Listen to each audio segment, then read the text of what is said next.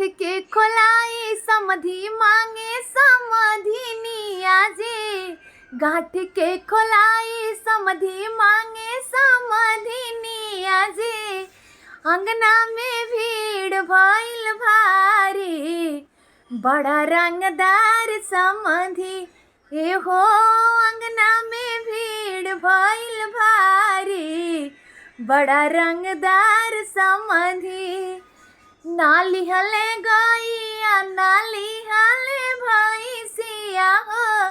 नाली हले गैया नाली हले भैंसिया हो। नाली हले बैला औरी पाड़ी बड़ा रंगदार समधी। हाय हाय नाली हले बैला औरी पाड़ी बड़ा रंगदार समधी। खड़े खड़े मोछिया पर ताव दिले समधी जी।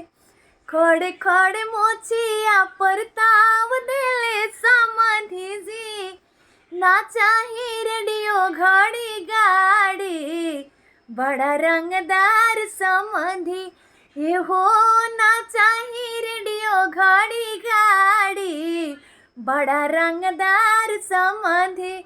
हाय हाय अंगना में भीड़ भइल भारी बड़ा रंगदार समधी। हाय हाय अंगना में भीड़ भइल भारी बड़ा रंगदार समधी। तो दोस्तों आप सबको हमारा ये समधी जी का गीत कैसा लगा हमें कमेंट में ज़रूर बताइएगा और प्लीज़ लाइक सब्सक्राइब करना ना भूलिएगा।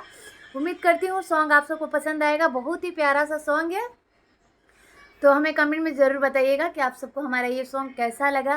By by.